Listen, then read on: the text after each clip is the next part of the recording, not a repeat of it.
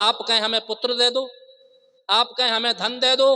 आप कहें हमें मकान नहीं है मकान बनवा दो, आप कहें हमारे पास गाड़ी नहीं है गाड़ी दे दो, तो ये तो आपके पास काबिलियत है, आप ये तो कमा सकते हैं, ये तो आपके पास ताकत है कि आप वो कमा सकते हैं, आपके पास उतनी बुद्धि है कि संसार की चीजें इकट्ठी कर सकते हैं। संत से वो मांगो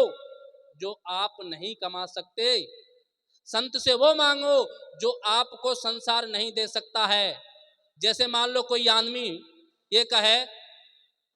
कि मुझे प्रधानमंत्री से मिलना है और उसे वहां से समय भी मिल जाए मिलने का, प्रधानमंत्री टाइम भी दे दें, और आदमी जाए और नरेंद्र मोदी जी पूछें, जो हमारे प्रधानमंत्री हैं वो पूछें बताइए क्या चाहिए, और आदमी जाकर कहे मुझे 1 किलो चीनी दे दीजिए, इतने दिनों से अर्जी लगाया समय मिला और जाकर के कहे मुझे 1 किलो चीनी दे दीजिए, तो क्या कहेंगे वो, अरे भले मांस, ये तो तुम वहां कबीर आश्रम में भी ले सकते थे, मुझसे वो मांगो जो मेरी हैसियत है। ये चीनी ये संसार की सारी चीजें तो संसार देगा ही, हम संत से वही तो मांगते हैं। हमने लड़का मांगा तो क्या मांगा, हमने धन मांगा तो क्या मांगा, हमने जमीन मांगी तो क्या मांगा, ये तो सारी काबिलियत हमारे अंदर में है, हम कमा सकते हैं। आप संत से वो मांगो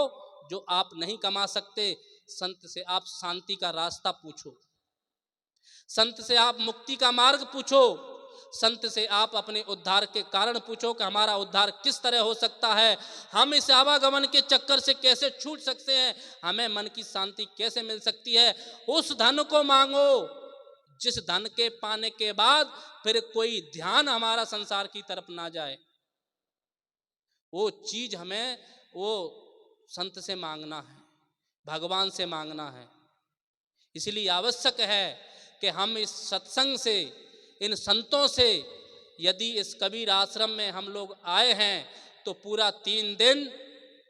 इस ज्ञान की यज्ञ में, इस ज्ञान की गंगा में अपने आप को इस तरह से डुबो दें, इस तरह से अपने आप को तल्लीन कर दें कि जब घर जाएं और 1 बरस तक हमको दोबारा से फिर सत्संग की आवश्यकता ना पड़े। जैसे आप मोबाइल चार्जिंग करते हैं और आप 1 घंटा चार्जिंग कर लो तो आपका दिन भर मोबाइल चल जाता है, ये सत्संग आपको चार्जिंग करता है। जैसे मोबाइल 1 घंटा चार्जिंग करने पर पूरा दिन भर चलता है, ऐसे ही 1 दिन का, 2 दिन का, 3 दिन का, 1 घंटे का सत्संग आपको कुछ देर के लिए चार्जिंग करता है। और वो चार्जिंग आपका खत्म ना हो, ऐसे अपने आप को पूरा पावर बैंक लेकर के बैठो जो सालों साल नहीं पूरे जीवन भर चले, और जब घर जाएं तो हमारे जीवन में कुछ परिवर्तन लगे। जो आदतें हमारी पुरानी थी, जिन आदतों को लेकर के हम घर से आए थे, वो आदतें इस पांडाल में छूट जाएं और घर जाएं तो एक नए आदमी के रूप में जाएं, एक नए व्यक्ति के रूप में जाकर के वहां पर उपस्थित हों, जो कि घर वाले ये सोचें कि मेरा बाप, मेरा पिता, मेरी माता, मेरा भाई, मेरा बहन सत्संग में गया था और सत्संग में वास्तव में ये एक सज्जन पुरुष बन के लौटा है, एक ईमानदार पुरुष बन के लौटा है, एक अच्छा व्यक्ति बन करके लौटा है, तब हमारा इस सत्संग से लाभ हो सकता है। इसलिए हमें उसी रूप में नहीं जाना है, हमें यहाँ से परिवर्तन होके जाना है, और यही हमारी सच्ची और निष्ठा होगी और संतों के प्रति हमारी आस्था होगी। इसका हम पूरी तरह से पालन करें। आइए आप लोगों के समक्ष कुछ देर हम लोग विचार रखें। अब इस सत्संग की कड़ी को आगे बढ़ाते हुए मैं कुछ देर विचार रखने के लिए निवेदन करूँगा। हमारे पूज्य संत श्री जो सूरत से पधारे हुए हैं, नाम भूल गया हो,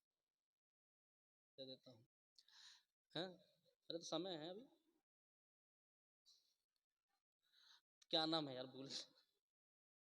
अच्छा नहीं बोलेंगे।